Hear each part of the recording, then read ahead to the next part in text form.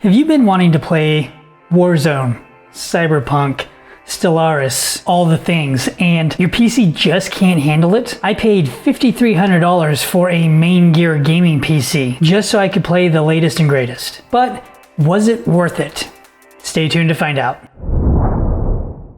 Hey, I'm Sam with Systems of Impact, the place for dads buying your dad. So for a little context, I have a Series X, I have a PS5, I have a new daughter, a fiance, my mom is staying with us right now, and sometimes the TV just not available. I also was using a Dell G5 laptop that I was using for gaming, and man, that thing struggled.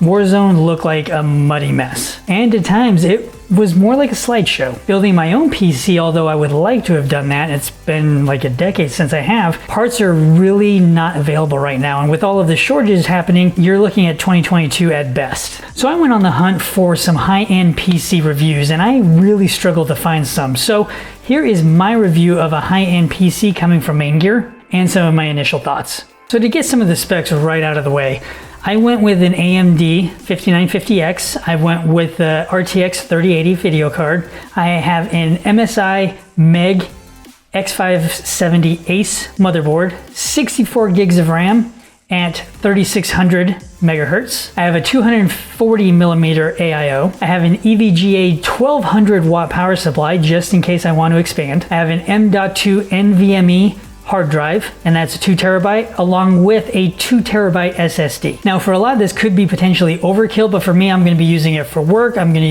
use it for games, video editing, like you're seeing in this particular video.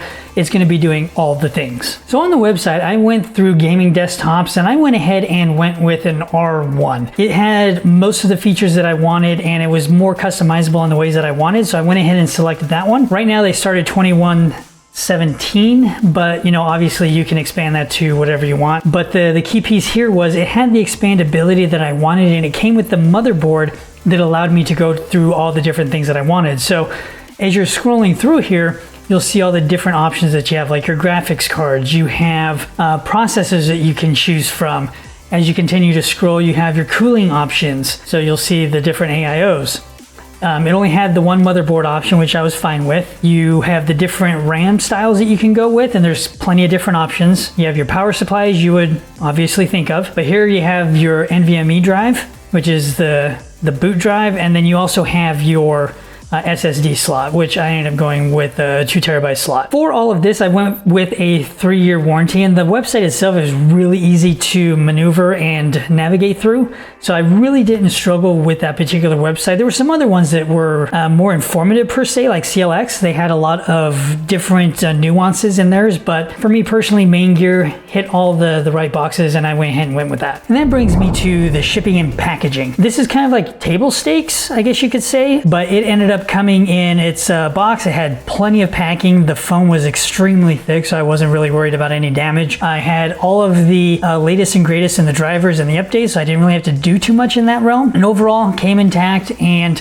no damage. So again, table stakes, I guess you could say, but as far as shipping was concerned, thumbs up. Another definite bonus was zero bloatware. It wasn't like turning on a Dell for the first time and all of a sudden you have 50 different Dell programs popping up on you. Zero bloatware. So that was, again, another thumbs up. So after I got it out of the box, got it hooked up, what were some of my initial thoughts? Well, the first one is I turned it on and it worked. Again, table stakes, I guess you could say. You expect something that is being built like this to actually work as soon as you fire it up. But I know there were a lot of reviews for other different companies that struggled with this at times. So as far as Maingear was concerned, I didn't have that problem here. I went ahead and hooked up 3 different monitors to it. It came with a Razer case, so anything Razer that I had, it went ahead and integrated just fine with it. I was also really pleased overall with the end product. But again, table stakes, I guess. So what do I like about this system overall? Well, the first thing is I got it a lot faster than I thought I was. I went ahead and ordered it in February. I didn't really anticipate it until May, and I got it way faster. So I actually got it in about a month. Second thing, again, table stakes, but it turned on, it worked. I didn't really have to put too much effort into getting things set up. So again, that was awesome. Another huge bonus is it is extremely customizable. So has 3 PCIe slots, you have 3 M.2 NVMe drives slots, you have 4 SATA ports, whole bunch of 3.2 USB ports, and it can go up to 128 gigs of RAM at 4800 megahertz. So it has a lot of overclock capabilities across the board.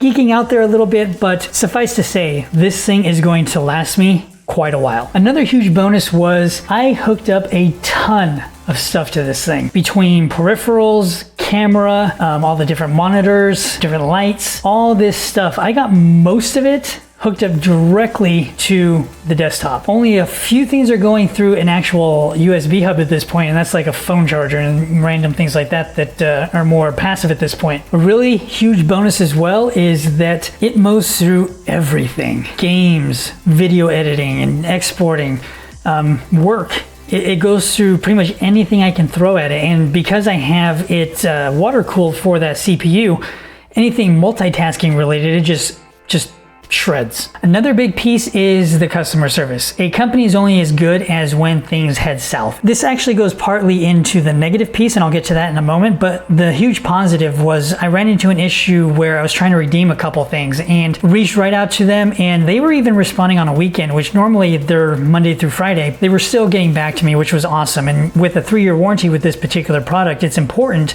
that I have that kind of support. Ultimately, the main thing here is this is my dream PC. I didn't really hold anything back on it, and it does everything I ever hoped it could, and it has been an amazing machine. Now that leads me to what I don't like though. One of the biggest things I didn't like was during the build process, there was almost zero communication. So if I weren't checking the website frequently, I would have never have known that my build went into the queue, or that it was being built, or that it was going through QA. I wouldn't have known where in the process that was, and so that was actually definitely a negative. A couple other negatives that aren't necessarily Maingear related per se, but the software for the motherboard, MSI Dragon software, trash. It's terrible. Half of the stuff that it says is in the particular piece of software, where you can go through and do fan tuning and all this other stuff, not even there. I had to go through the BIOS to do all that stuff. The other piece was that in the welcome materials, it didn't tell me that I needed to attach the antennas to the Wi-Fi card. The average consumer is just not going to know that stuff, and I didn't know until my Wi-Fi signal was horrible, and I was like, well, there's got to be something wrong with this. So after a little bit of Googling, found that the antenna just needed the thing screwed in. So I had to go and look at the motherboard documentation and find, okay, here's how you screw it in, this is what you need to do.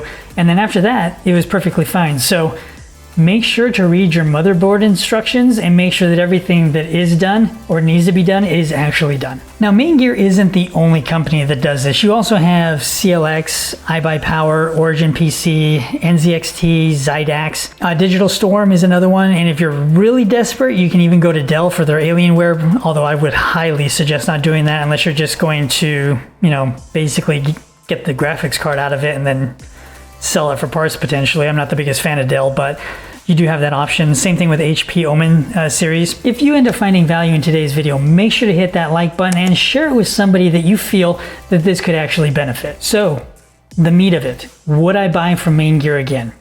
Yes, I would. However, should you buy from Maingear? Well, that really depends on what you're trying to go for. Personally speaking, they do offer a lot of price points starting from $699 all the way up. And so if you're looking anywhere within that range, they do offer different options to optimize the money. And they don't do a huge markup like some of the other companies. Unlike like Redux, for example, they do like a $75 build fee. I think it's Redux.